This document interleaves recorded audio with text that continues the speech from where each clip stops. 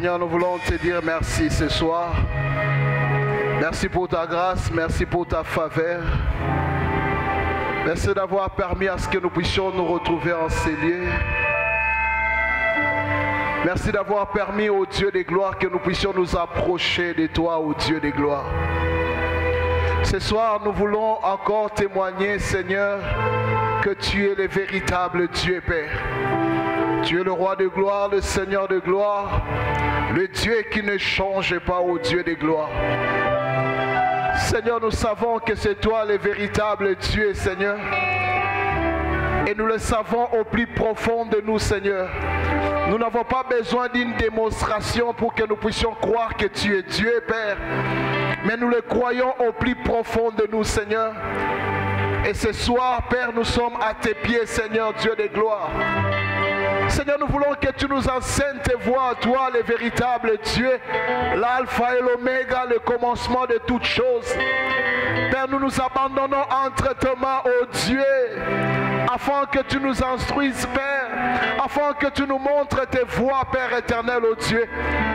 Combien j'aurais bien voulu m'asseoir, Père, pour écouter ces choses, mais tu as voulu passer par moi pour parler à ton peuple. Seigneur, parle à moi d'abord et ensuite parle à ton peuple, ô Dieu des gloires. Ce soir, nos cœurs ont soif de toi. Ce soir, nos cœurs ont besoin de toi, Père. Merci de nous arroser, Père. Arabashaba. Solo bisotoye biyango yango toye bi salate yeye bana lelo bamiso ya mokili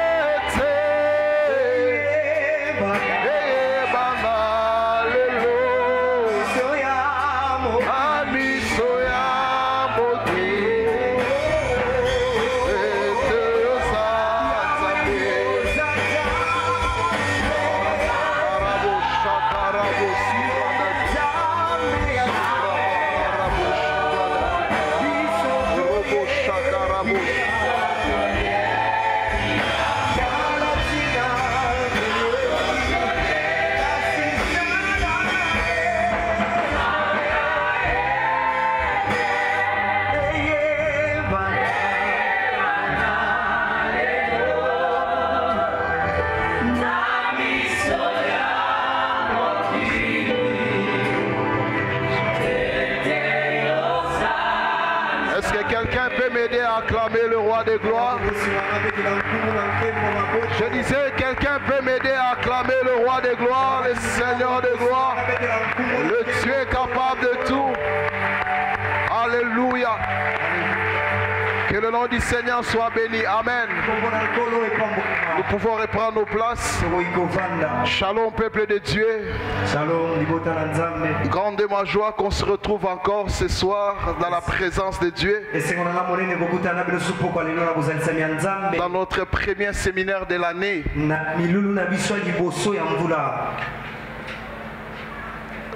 3 dimensions de la tentation. Tel est le message que le Seigneur avait placé dans mon cœur pendant que nous étions en confinement en 2020. Et pendant ce temps, il n'y avait pas culte. Pendant ce temps, on ne sortait pas, donc les mouvements étaient limités. Et un jour, j'étais en train de prier. Le Seigneur a fait remonter cela dans mon cœur. Et je suis allé m'asseoir et j'ai commencé à écrire. Et il a plu au Seigneur que je puisse parler de ça en 2022. Pourquoi je ne sais pas. Depuis le mois de décembre, quand je faisais les programmes pour l'année 2022, et c'est là que le Seigneur avait replacé encore ce thème en me disant, tu parles de ça au mois de mars. Alors voici les plans sommaires, voici notre plan que nous allons suivre pendant ces 4 jours. Je prie que le Seigneur m'aide à être vraiment un enseignant, moi un prédicateur, et que je parle calmement, que j'explique mot par mot, afin que nous puissions atteindre les objectifs. Alors voici les plans ou les plans sommaires que nous allons suivre. Cet enseignement aura 5 chapitres. Et le chapitre 1, nous allons parler de l'introduction. Et le chapitre 2, nous allons parler des tentations, origine et objectif. Et le chapitre 3, nous allons parler sur les stratégies du tentateur. Et le chapitre 4, nous allons parler les 3 dimensions de la tentation. Et le chapitre 5, nous allons parler de la conclusion avec une question. Comment vaincre la tentation? Alors laissez-moi toucher le premier chapitre déjà. L'introduction. Chapitre 1, l'introduction. Et dans ce chapitre, nous avons 3 sous-points. Et le premier sous-point, je parlerai de l'objectif de cet enseignement. Premièrement, nous voulons faire une étude sur la tentation et tirer quelques principes essentiels pour notre vie. Faire une étude sur la tentation et tirer quelques principes essentiels pour notre vie. Deuxième objectif, comprendre les stratégies du diable et ses domaines de prédilection. Comprendre les stratégies du diable et ses domaines de prédilection. Troisième objectif, arriver à tirer des leçons dans les erreurs dans lesquelles plusieurs tombent.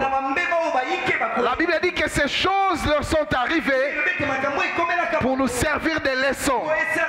Alors nous voulons se servir de ça afin de tirer des leçons dans ces erreurs, afin d'améliorer, d'arranger notre vie.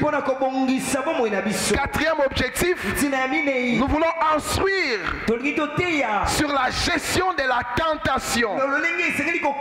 La tentation nous arrive à tous. Et comment nous devons gérer cela? Nous ne sommes pas obligés de tomber. Nous ne sommes pas obligés de suivre la voie de la tentation. Mais elle se présentera tous les jours dans notre vie. Mais comment gérer cela. Cinquième objectif, nous ouvrir les yeux sur les enjeux réels derrière la tentation. Il y a des enjeux qui sont cachés derrière la tentation. L'ennemi sait ce qui arrive lorsqu'il nous tente. Il sait quel est le piège qui se cache derrière. Il y a des réalités auxquelles nous ne savons pas. Il y a des réalités auxquelles nous ignorons.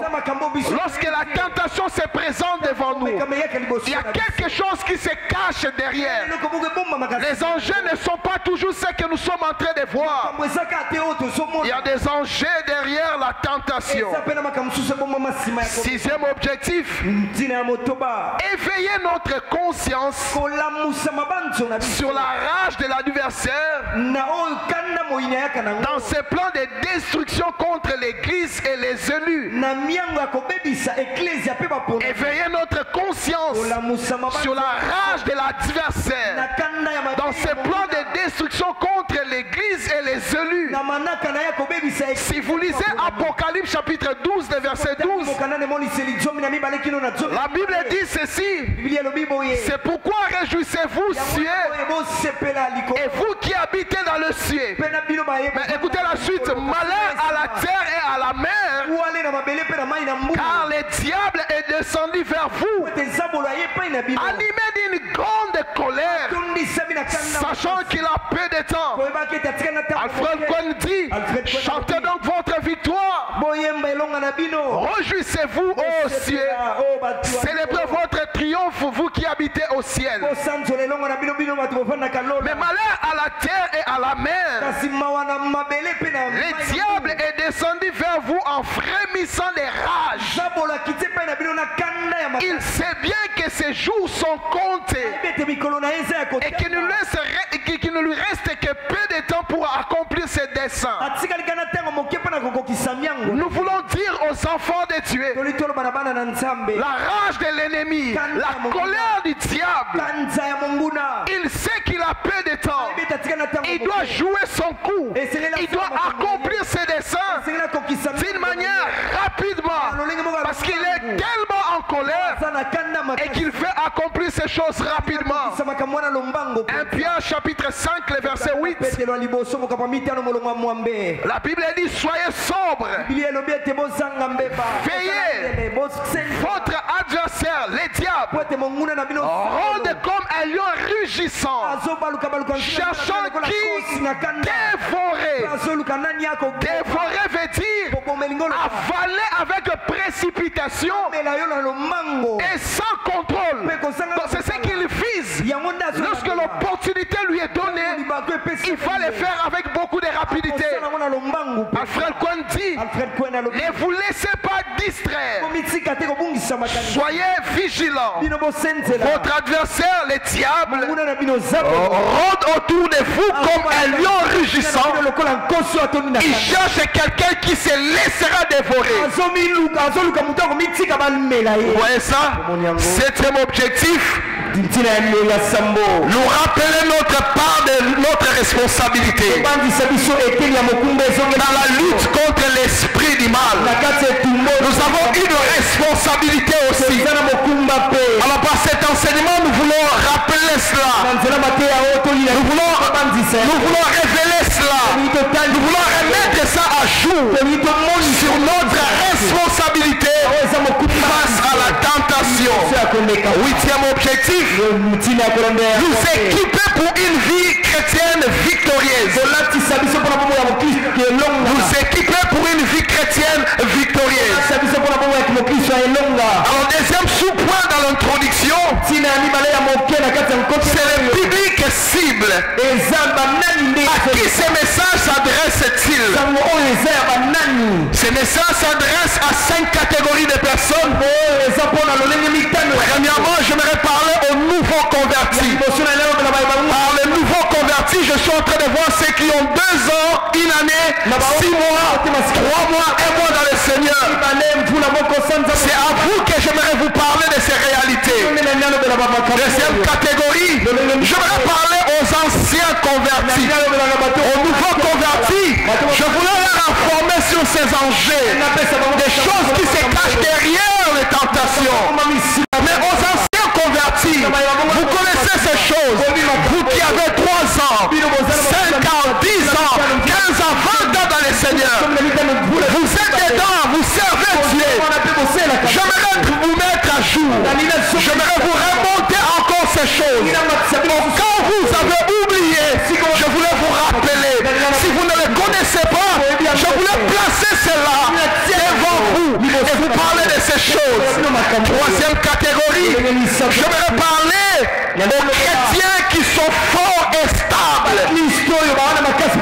Aux chrétiens qui sont forts et stables. La Bible dit, vous qui êtes debout, veillez à ce que vous ne puissiez pas tomber. À vous, j'ai des choses à vous dire. À vous, j'ai des choses, je dois vous parler. Quatrième catégorie, j'aimerais parler aux chrétiens faibles et instables. À vous, j'aimerais vous dire une seule chose. Arrêtez de justifier votre faiblesse. Il est temps que vous puissiez prendre des forces. Il est temps que vous devez devenir stable dans votre marche. Vous ne devez pas être en dents de scie. Vous montez, vous descendez. Aujourd'hui, vous êtes fort, demain, vous êtes faible. À vous, j'aimerais vous dire une seule chose. Arrêtez d'être faible. Arrêtez d'être instable. À un moment donné, Élie disait aux enfants d'Israël, jusqu'à quand vous allez commencer à aller des deux côtés? Choisissez un seul côté. Soit vous êtes fort, soit vous êtes faible. Alors l'heure a sonné et que l'église doit avoir des hommes et des femmes, des chrétiens qui sont forts et qui sont stables dans leur marche dans le Seigneur. Cinquièmement, j'aimerais parler aux serviteurs de Dieu dans la moisson. L'heure de prier à la distraction. Pendant que nous sommes en train de se distraire, l'ennemi est en train d'entrer. L'ennemi est en train d'accomplir ce qu'il pensait. La Bible dit il a déjà ses desseins. C'est-à-dire qu'il a déjà un programme.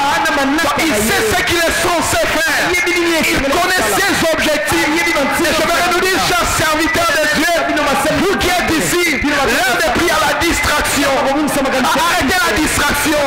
L'heure a sonné que nous puissions sortir de nos sommeils. Nous sommes à la dernière ère. Le Seigneur est prêt à revenir. Alors nous devons sonner la trompette nous-mêmes en annonçant aux autres l'évangile de Dieu. Arrêtez de blaguer avec les choses. Dieu nous a pas laissé, nous a pas donné mandat d'amener le peuple de Dieu là où nous sommes en train de les amener. Dieu nous a donné mandat de préparer les bouts. Arrêtez de distraire le peuple de Dieu avec des choses sur la terre. Avoir toutes ces choses, c'est bon. Mais nous devons savoir que Jésus revient bientôt. L'heure a sonné que nous puissions parler de ces choses. Arrêtons la distraction. Arrêtons des prophètes majeurs ou mineurs, des prophètes voyants. Toutes ces choses dont nous n'avons pas besoin. L'heure est venue que nous puissions dire aux enfants de Dieu que le maître revient bientôt. Le maître revient bientôt. J'ai l'impression que les anges ont déjà la trompette à la bouche. Et que c'est Jésus qui les bloque en montrant au Père les sangs sur ses mains.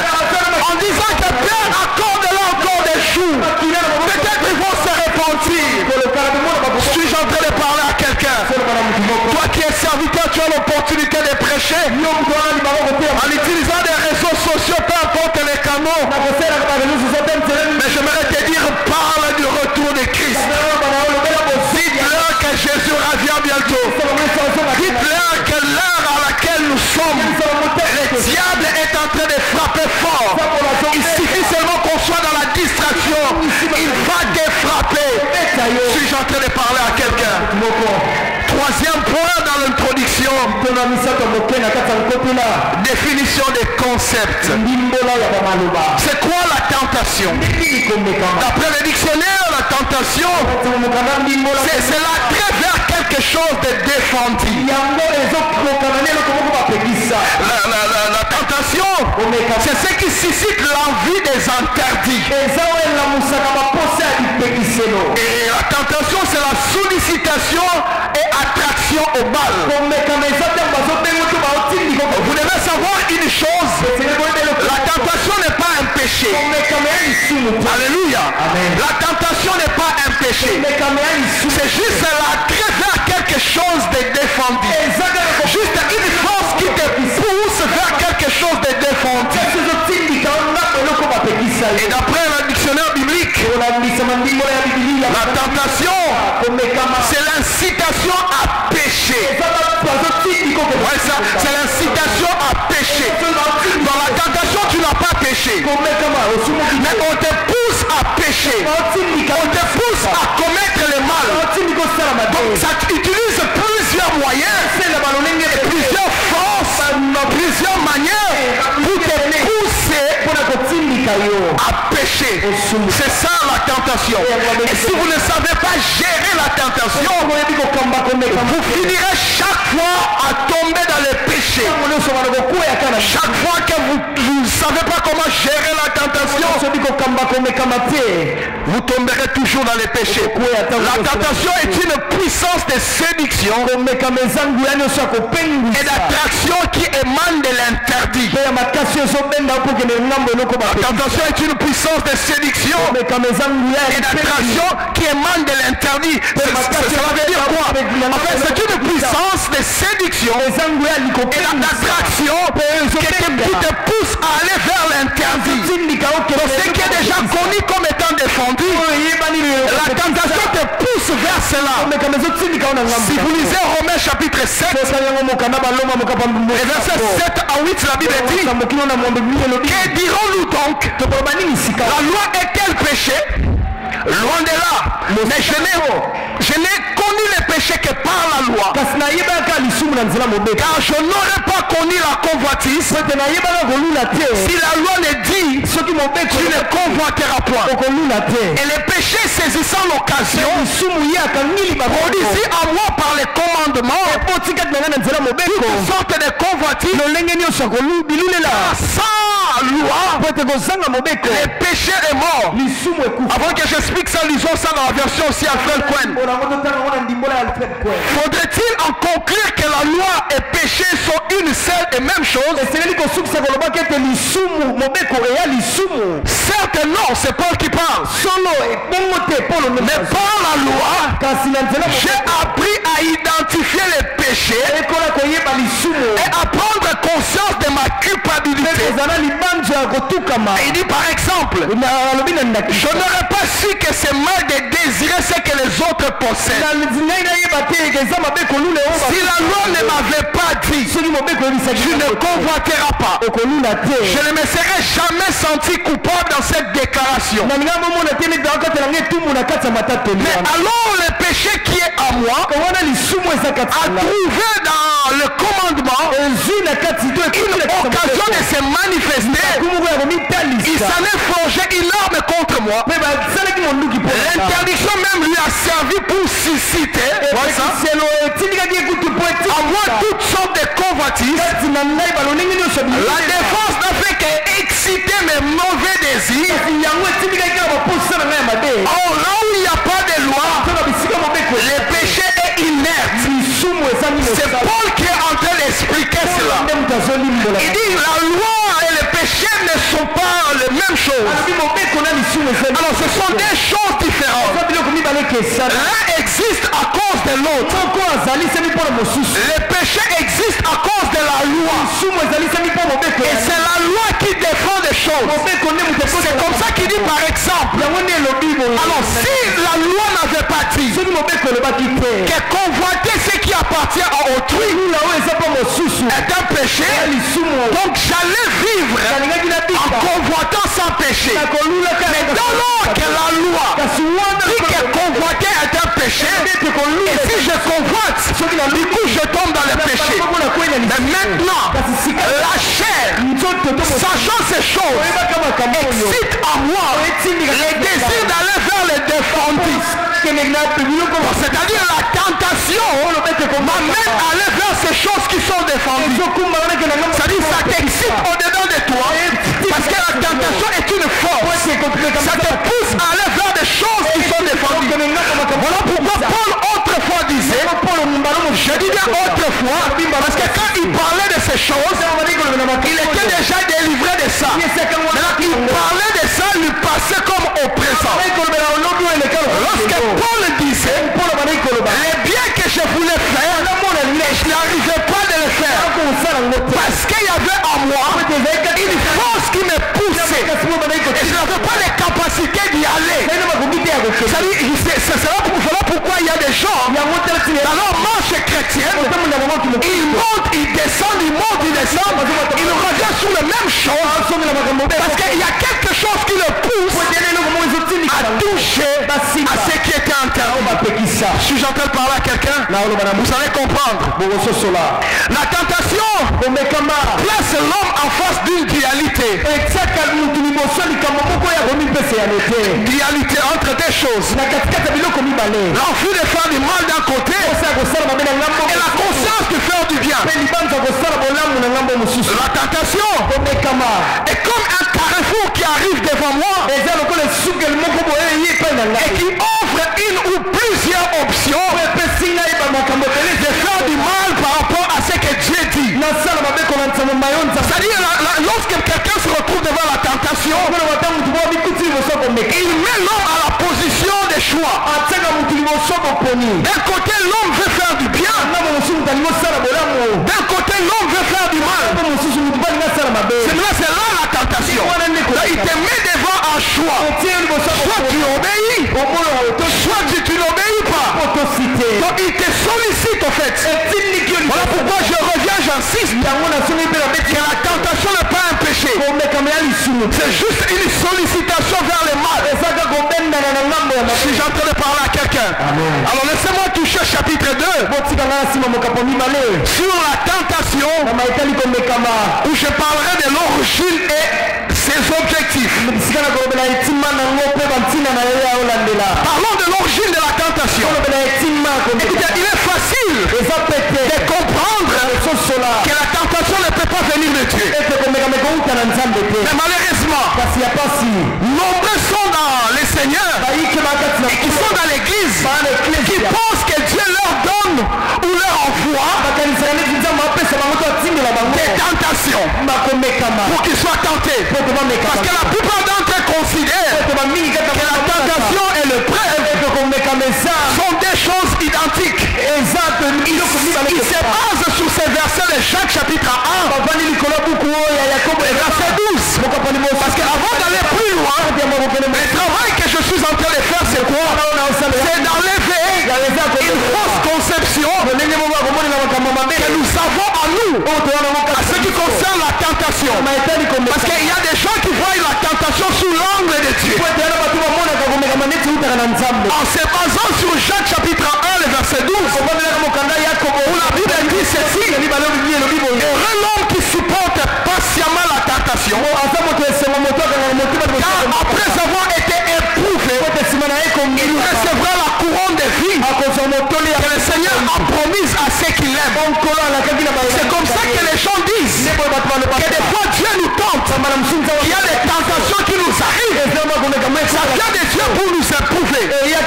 Mais si vous lisez très bien ces versets, écoutez, la Bible n'a pas été écrite en versets. Il a fallu attendre plus de 1800 pour qu'on arrive à voir les Bibles en versets. Et plus de 1600 pour avoir ça en chapitre. Et avoir les virgules, tout ce que nous avons. Et juste c'est pour nous aider afin que nous puissions bien faire la lecture des choses. Lorsqu'on dit heureux l'homme qui supporte patiemment la tentation, la Bible ne parle pas de la tentation qui vient de Dieu. Et on dit ceci ensuite, après avoir été éprouvé. Cela veut dire quoi? Lorsque la tentation arrive dans la vie d'une personne, Dieu n'est pas l'auteur de cette tentation. Mais qu'est-ce qui se passe? Dieu regarde notre manière de se comporter.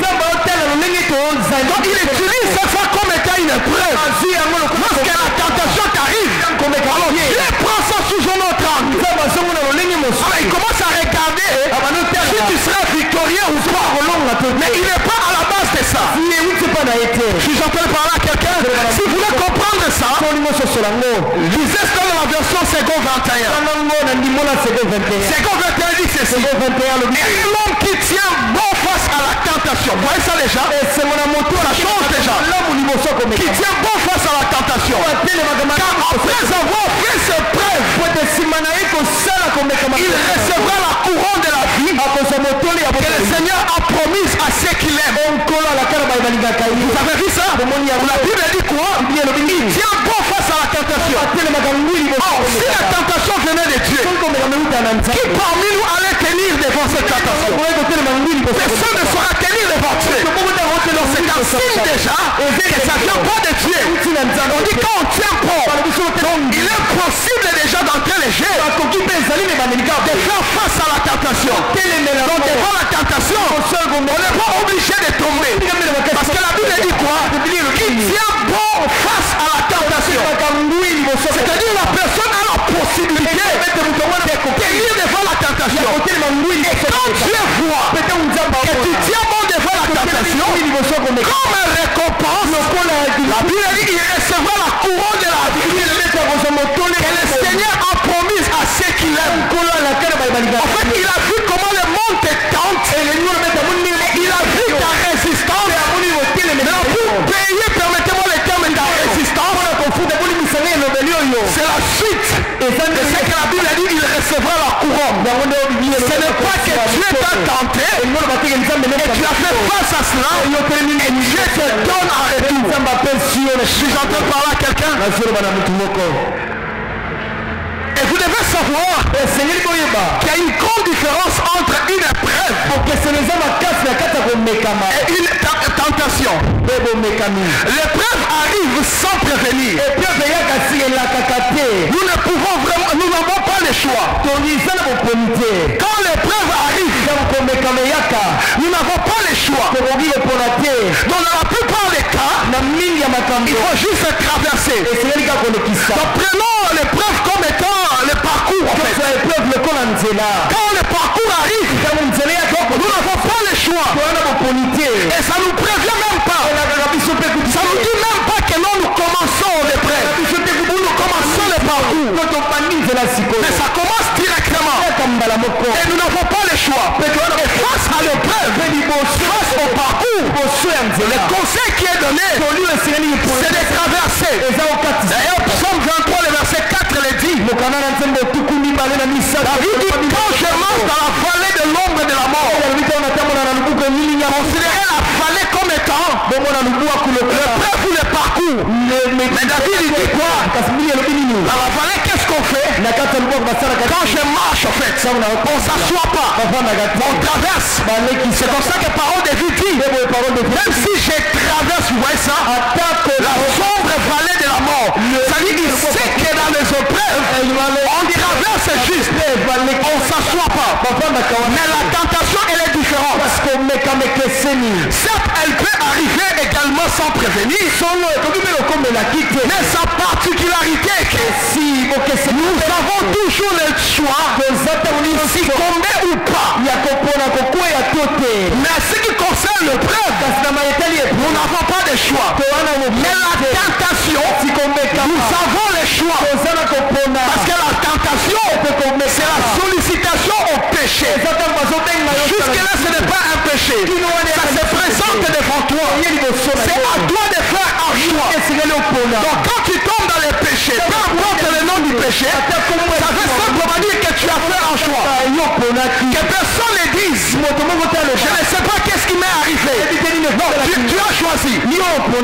Tu as choisi. Donc avec la tentation, on choisit. Voilà pourquoi nous pouvons dire cette vérité.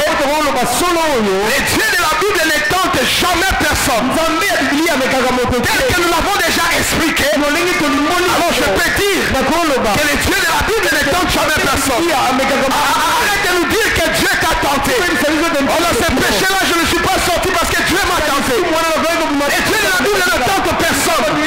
Jacques chapitre 1, le verset 13. La Bible dit que personne lorsqu'il est tenté ne dise c'est Dieu qui me tente. Car Dieu ne peut être tenté par le mal. Il est toutes les explications que je viens de donner, je viens de faire asseoir ça sur ces versets de la Bible. Alors si tu n'as pas compris les explications, alors retiens ce que la Bible dit, que le Dieu de la Bible n'est tant que personne. Parole de vie dit ceci: quand quelqu'un a envie de faire le mal, ne doit pas dire c'est Dieu qui me pousse au mal. Dieu ne peut pas avoir envie de faire le mal et il ne pousse personne au mal. Alfred Kointi, que personne en présence de la tentation ne dise c'est Dieu qui me tente et me pousse à faire le mal. Dieu lui-même est inaccessible à la séduction du mal. Il ne va donc pas pousser les autres à les commettre. Non, Dieu ne tente personne. Dieu ne tente personne. Mais d'où vient aussi, deuxièmement, la pensée de dire que Dieu tente aussi. Premièrement, je parlais de ces versets de la Bible de chaque chapitre 1, le verset 12. Parce qu'il y a une confusion entre l'épreuve et la tentation. Et nous savons tous que les deux choses sont différentes. Mais deuxièmement, d'où vient l'idée de penser que Dieu tente? C'est à cause de ces versets de Matthieu chapitre 6, le verset 13. Et qui n'a pas bien compris. Et qui n'est pas bien compris. Matthieu chapitre 6, le verset 13. La Bible dit ceci: ne nous induis pas en tentation. Je voyais dans le groupe des ouvriers qui sont en formation en train de se débattre sur ça. Il parlait de ça, je suis resté calme parce que je savais qu'un jour j'allais revenir. Alors si tu es dans ce groupe-là, je suis revenu pour ça. Alors il débattait sur ça. Ne nous induis pas en tentation. Cela veut dire quoi? En lisant d'autres versions, on comprend directement que cette requête voulait simplement dire français courant: et ne nous expose pas à la tentation. Parole de vie dit ceci: et ne permet pas que nous soyons tentés. Alfred Kointi, garde-nous de céder à la tentation. Lorsque la Bible parle de nous induit pas en tentation, cela veut simplement dire ne nous expose pas. Cela veut simplement dire ne permet pas. Cela veut simplement dire garde-nous de ne pas céder au fait. On ne pense pas que le Seigneur va te laisser dans la tentation. Comprenez d'ailleurs, c'est une demande que nous sommes en train de faire à Dieu. Si vous le prenez déjà dans l'aspect d'une demande, vous comprendrez directement que cela n'a rien à voir avec le fait que le Seigneur nous soumet dans la tentation. Donc c'est une demande que nous demandons à Dieu et ne pas nous exposer. Quelqu'un comprend ce que j'ai dit? Donc que le Seigneur ne nous expose pas. C'est ce que Jésus voulait simplement dire. Alors si la tentation ne vient pas de Dieu, alors d'où vient la tentation? L'instigateur de la tentation est celui que la Bible appelle les tentateurs. Si vous lisez Matthieu chapitre 4, le verset 3, la Bible dit les tentateurs s'étant approchés, elle lui dit: si tu es le fils de Dieu, ordonne que ces pierres deviennent des pains. Donc on dit qu'il y a un tentateur. Il y a un tentateur. Si vous lisez 1 Thessaloniciens chapitre 3, le verset 5,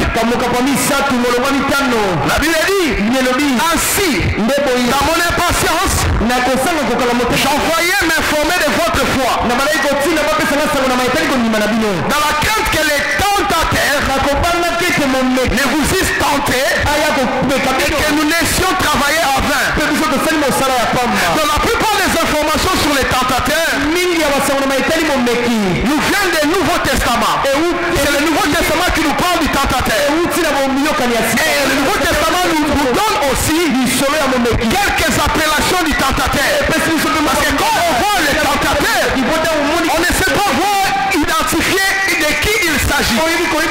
On dit seulement les tentateurs. Mais le Nouveau Testament nous a aidé à nous donner quelques appellations du tentateur. Premièrement, on appelle les diables et Satan.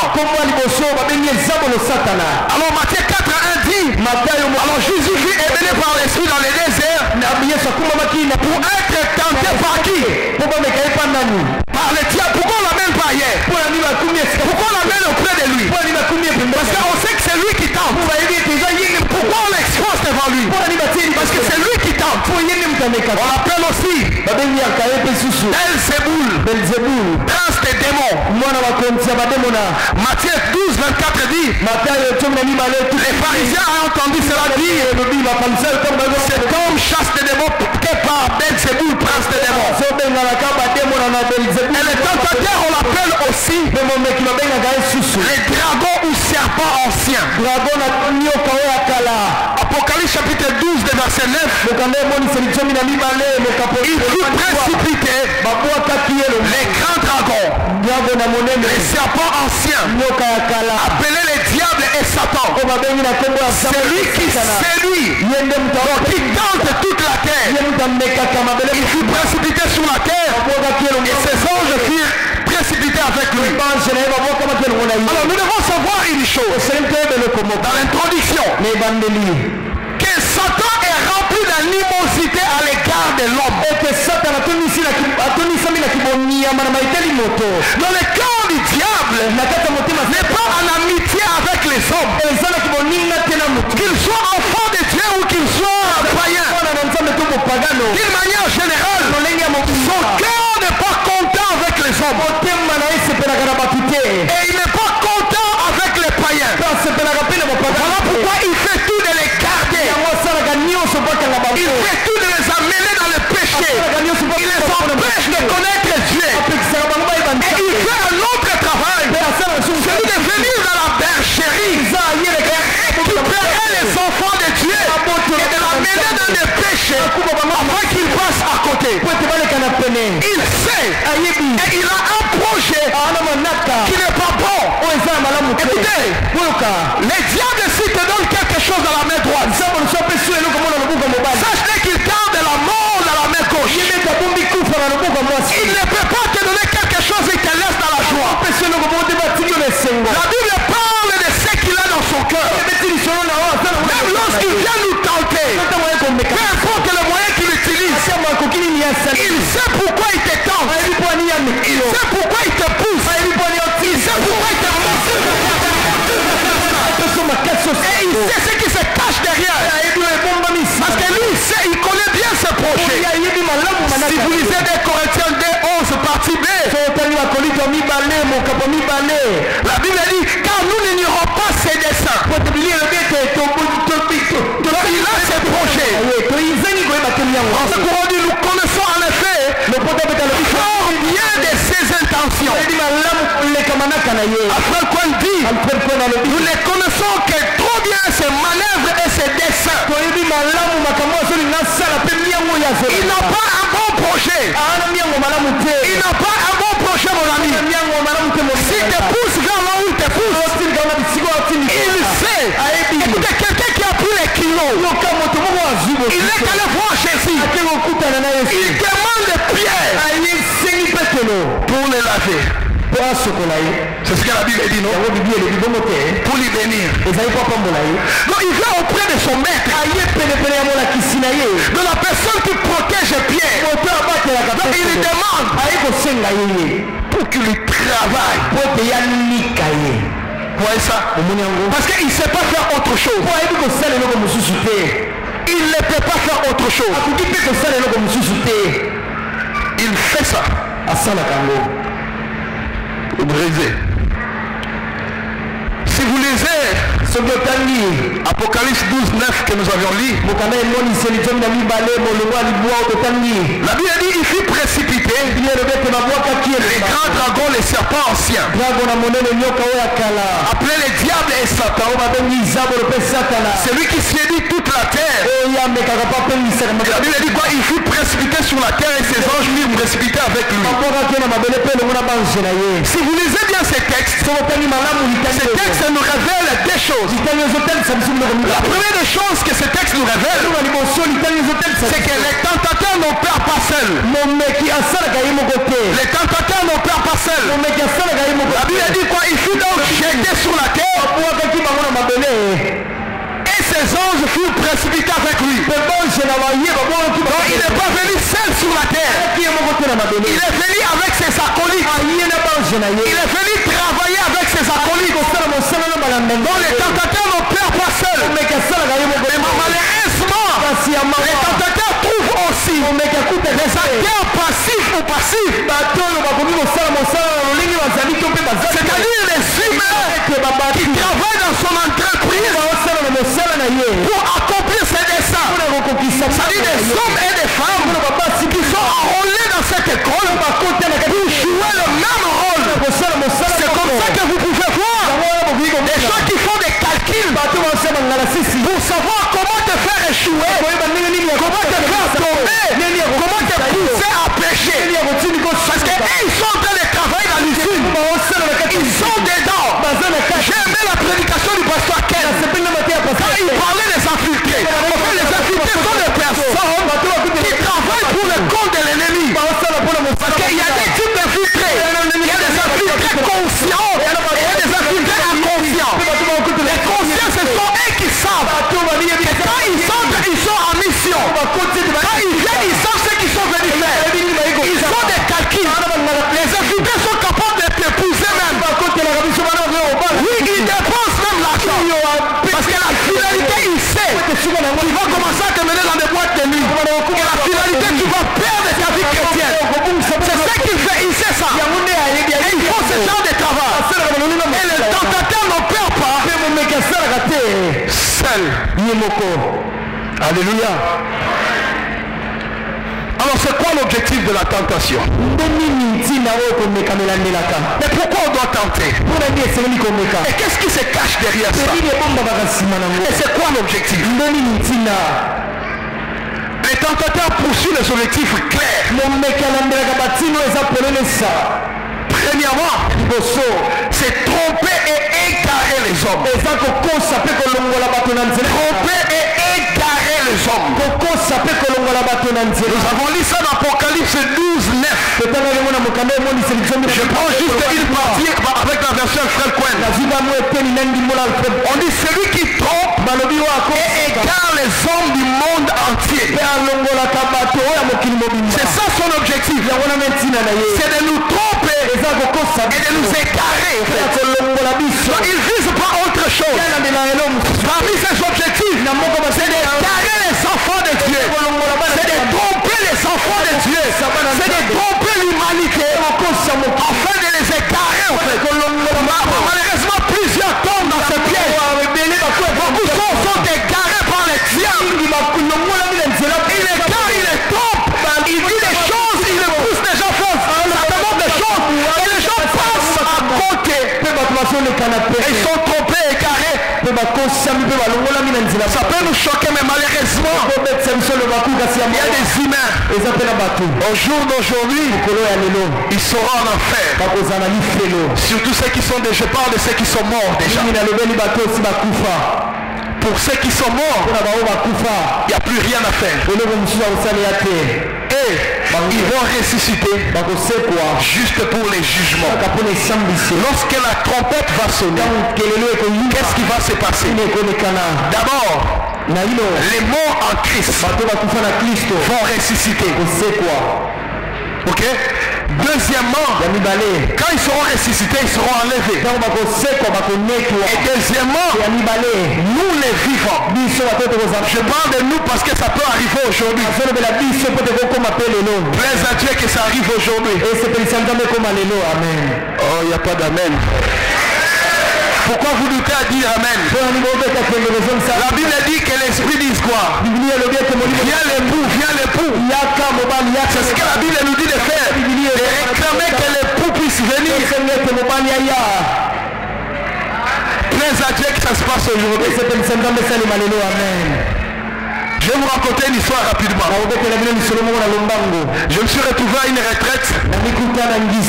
Et du coup, le Seigneur m'a dit, regarde le film de la fin du monde. Je commençais à chercher sur internet. J'ai trouvé un film et j'ai regardé. Et puis j'ai trouvé encore un autre film. C'était des noirs. Je vais regarder ça. Et du coup ils étaient dans une église. Et le pasteur était en train de prêcher. Et puis du coup il y avait une sœur qui avait disparu. On a vu son sac, on a vu les babouches, tout ça. Et tout le monde regarde. Elle était ici, elle était ici. Et puis il commence à dire non, c'est l'enlèvement, c'est l'enlèvement. Ils ont commencé à pleurer. Et puis on regarde, mais toi tu es resté pourquoi? Et puis il était juste à côté de sa femme. Et puis il dit, à cause des jeunes filles du quartier, je sortais avec à tout moment. Et sa femme se fâche. Il dit, toi tu sortais avec les jeunes filles du quartier. Et puis l'homme dit, toi tu es resté pourquoi? Oh non, je sors avec les diacres de l'église. Oh, et bon, regarde les diacres. La femme du diacre se fâche. Il dit, mais toi tu sortais avec. Et puis l'homme regarde, toi tu es resté pourquoi? Moi je sortais avec le pasteur. Le pasteur était resté. Pendant qu'il discutait, et du coup la sœur là est entrée. On lui dit, oh mais toi tu n'étais pas enlevé. Il dit non, j'avais mal au ventre. Pour ne pas déranger, je suis sorti calmement les sœurs de ma bouche. Maintenant imaginez la suite. Après avoir confessé. J'ai pris que le Seigneur que ça soit aujourd'hui. Alléluia. Amen. Alléluia. Amen. Ah ça j'avais aimé. J'avais beaucoup aimé.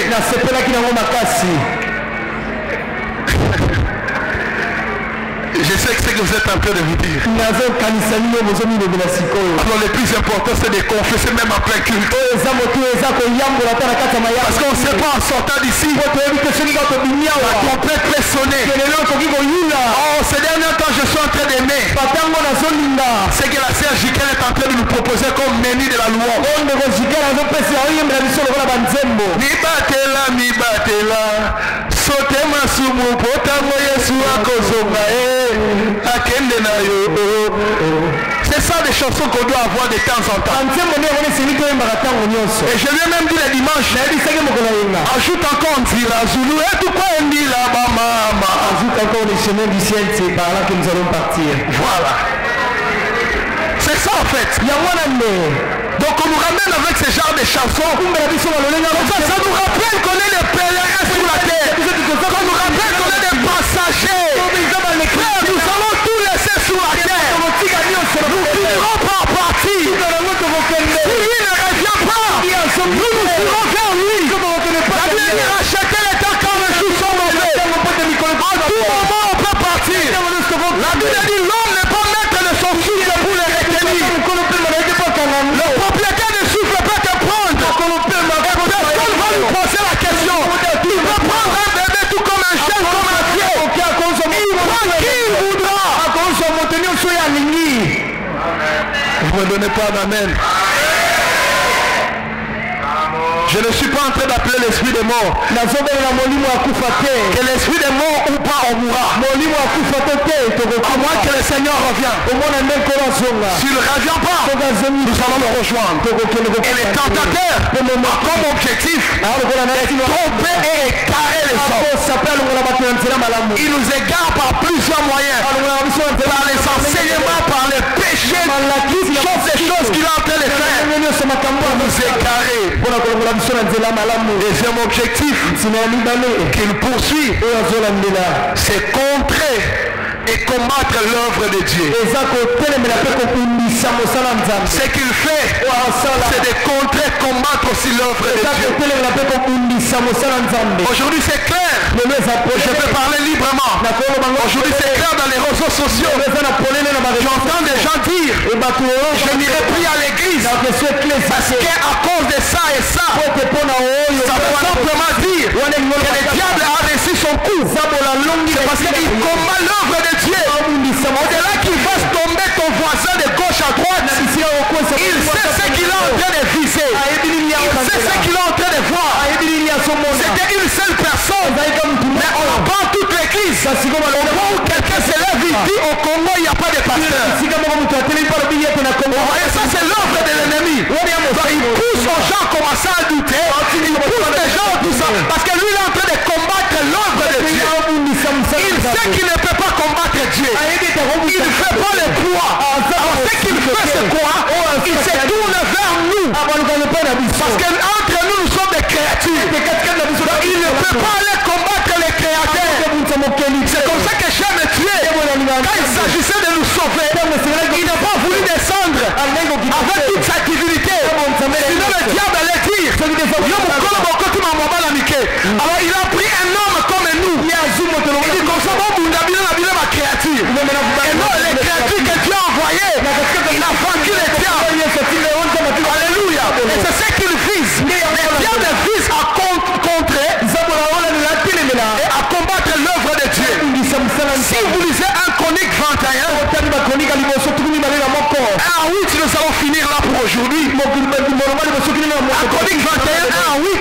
La Bible dit ceci. David commença à aller compter le nombre des enfants d'Israël. Chose que Dieu avait interdit. Mais lui, il est allé le faire. Mais on pensera qu'il a fait parce qu'il était roi. Mais si vous lisez le verset 1, la Bible dit Satan s'éleva contre Israël. Donc il voulait combattre Israël. Mais le moyen qu'il utilise pour combattre Israël, la Bible dit, et il excita David à faire le dénombrement d'Israël. Vous voyez la tentation?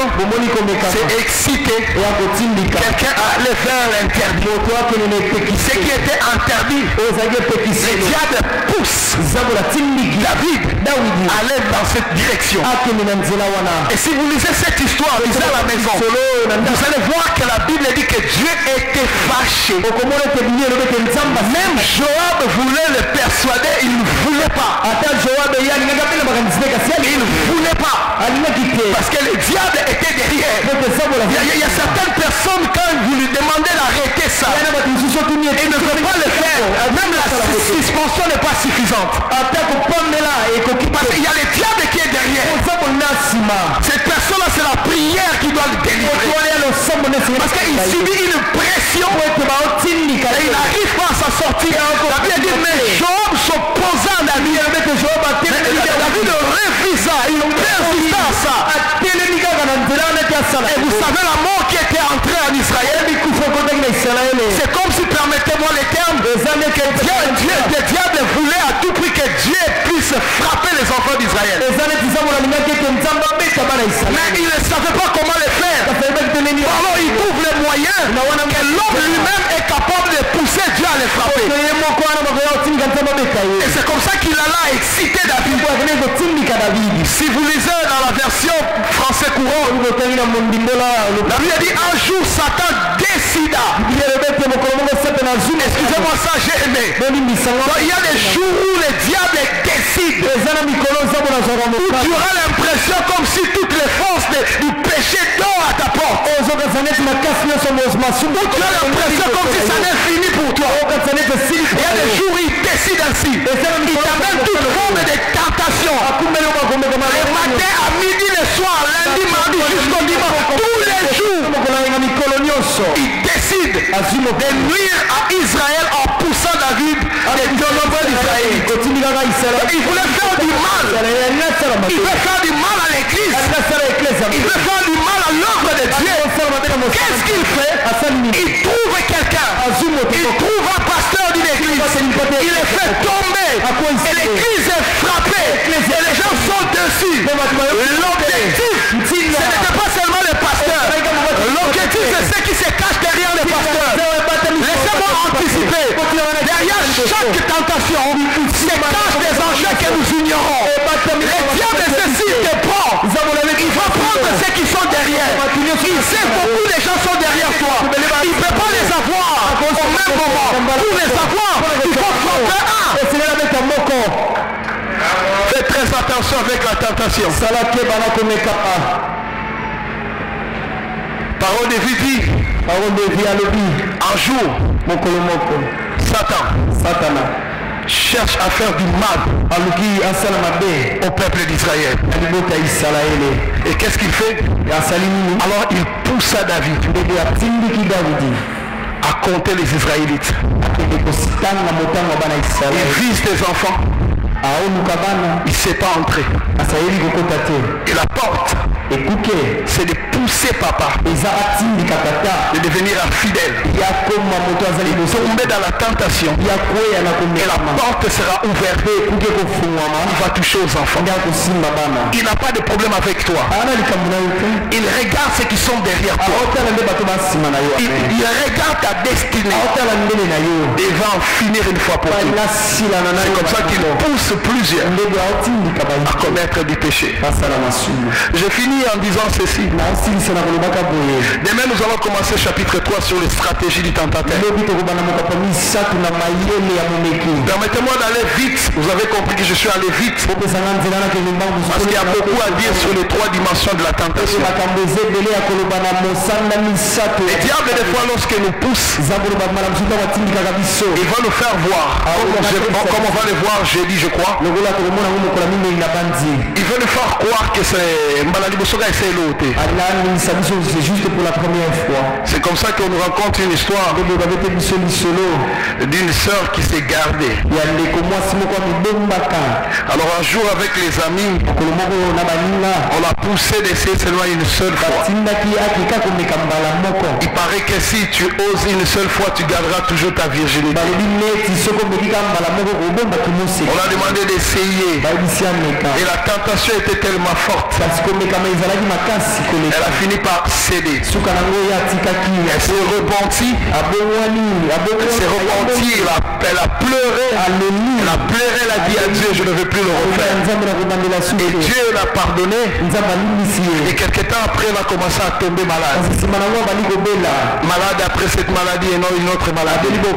Finalement, les médecins ont demandé de faire tous les examens. On s'est rendu compte qu'elle était déjà atteinte de sida. Une seule fois. Une seule fois. La tentation nous guette. Matin, midi, soir. Est-ce que nous pouvons courber nos têtes? Je ne sais pas comment tu vas prier. Je ne sais pas comment les choses seront dirigées. Mais élève ta voix et prie à la lumière de cette parole. Est-ce que quelqu'un peut élever sa voix et prier Dieu? Si on nous demande de chasser les démons, on va les faire. Alors voici aussi une raison pour élever la voix. Crie à Dieu de te garder. Crie à Dieu de garder ton mari, de garder ta femme, de garder tes enfants. Élève ta voix et prie Dieu. Église, s'il te plaît, lève ta voix. La Bible dit nous ne sommes pas en train d'ignorer ses desseins. Nous connaissons ses projets. Nous connaissons ce qu'il cherche. Nous connaissons ce qu'il vise. Alors demande à Dieu de te garder. Demande à Dieu de garder ta famille. Église, est-ce que quelqu'un peut élever sa voix pour implorer Dieu de te garder? Oh, ton mari sort tous les jours. Ta femme sort tous les jours. Les enfants sortent tous les jours. Tu ne sais pas le projet de l'ennemi. Ce qu'il vise pour eux. Ce qu'il vise contre eux. Prie Dieu, prie Dieu. Demande à Dieu de te garder. Peut-être que tu subis déjà la tentation. Elle est forte, elle est forte. Tu es prêt à céder même. Tu es prêt à corrompre, à donner ce prof de l'université l'argent. Parce qu'on t'a montré combien tu n'as plus de points. Tu veux céder, tu veux céder. Alors demande à Dieu de t'aider. Demande à Dieu de t'aider.